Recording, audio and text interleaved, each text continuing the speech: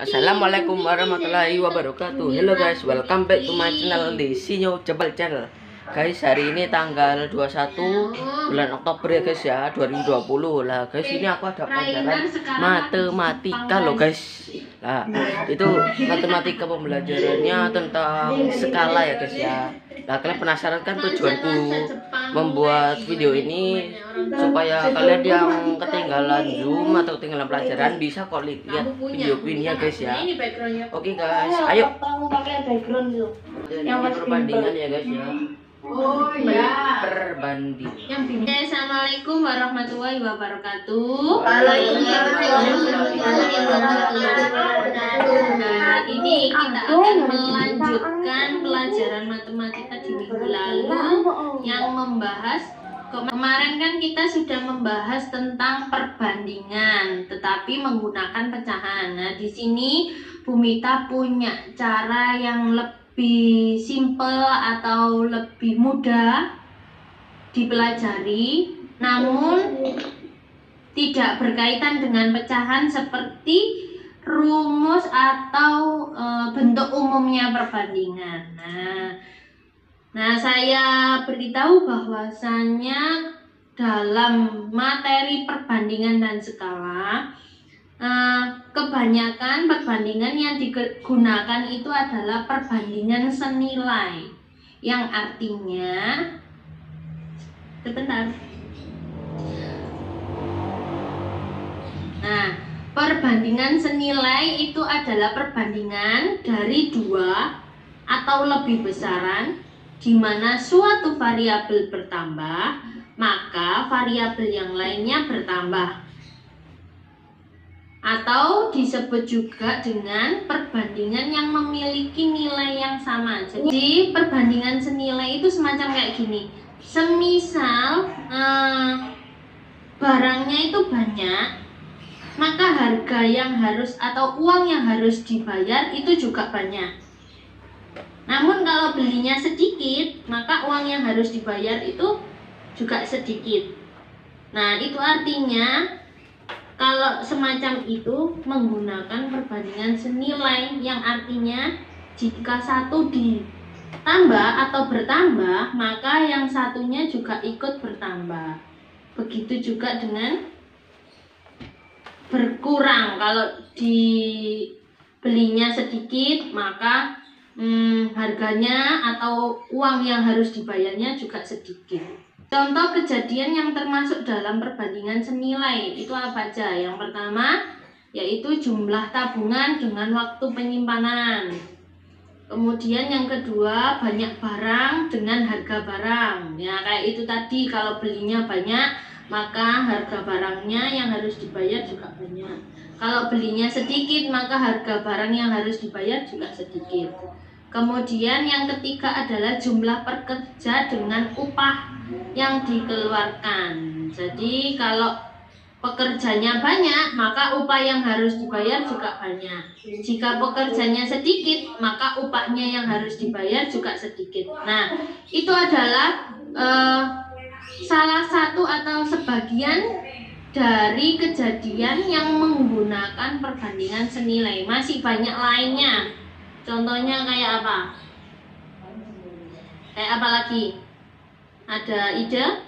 Uang. Nah, perbandingan uangnya Nafis sama uangnya Satria. Nah, itu juga menggunakan perbandingan senilai. Oke. Rumus perbandingan senilai itu adalah A1 dibanding B1 itu sama dengan A2 banding B2. Nah, ini artinya ruas kanan dan kiri itu bernilai sama. Itu adalah perbandingan senilai. Nah, sekarang cara menyelesaikan soal yang berkaitan dengan perbandingan senilai. Nah, di sini Bumita akan mengajarkan cara yang mudah dan tidak menggunakan, biar kita bisa menjawab dari satu cara bisa menjawab banyak pertanyaan.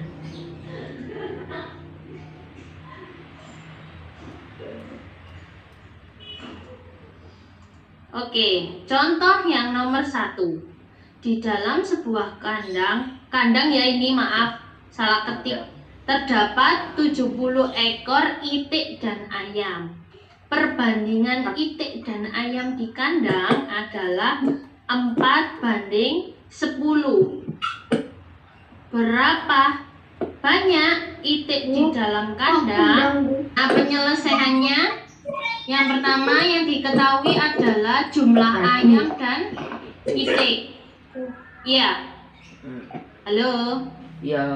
Ya, oke. Kemudian adalah perbandingan ayam dan itik, yaitu 4:10. Nah, sekarang kita buat tabel.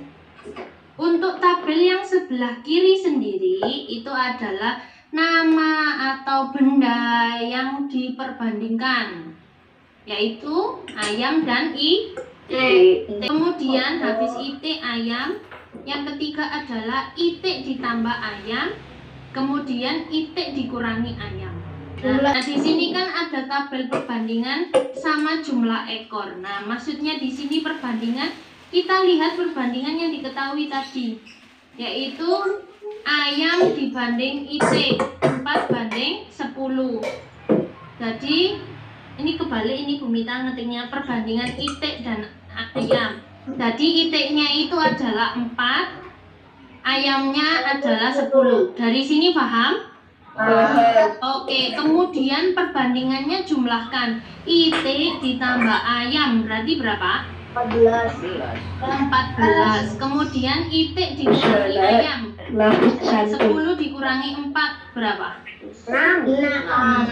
Wis, dari sini paham ini. Untuk yang diketahui kedua adalah jumlahnya ayam dan itik, yaitu adalah 70 ekor. Maka letakkan di kolom jumlah ekor, namun luruskan barisannya dengan itik ditambah ayam. Berarti di mana? Lurusnya mana?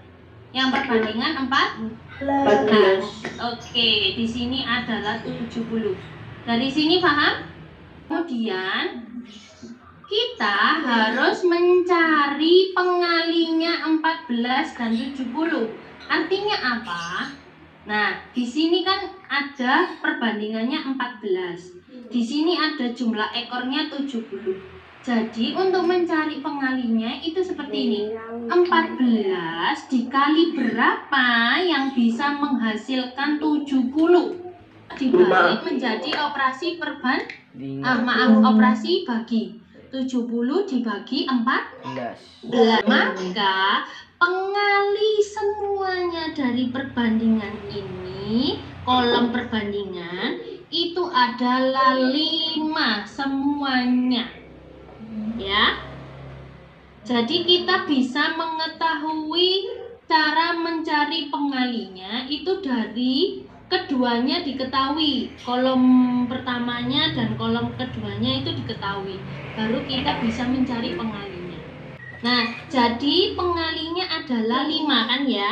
Nah, di sini 14 dikali 5 yaitu 70. Maka dari itu semua dari kolom perbandingan kalikan dengan 5. Oke, sudah?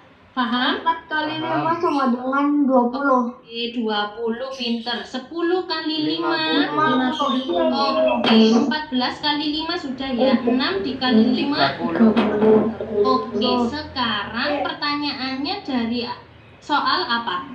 Berapakah banyak itik di dalam kandang? Nah, itiknya 20 ekor. Langsung ketahuan. Nah, kalau Bu Mita tanya selisih itik dan ayam berapa? 30. Dilihat Ani ditambah Ina 8. Oke.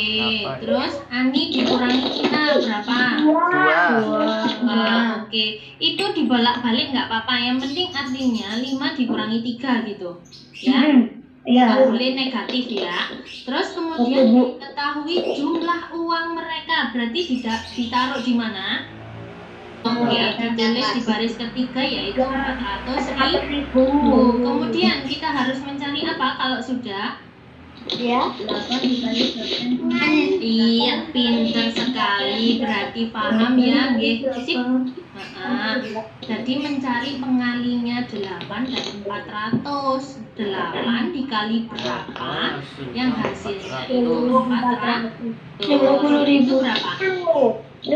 50.000. Maka pengalinya adalah 50.000. Semuanya ya.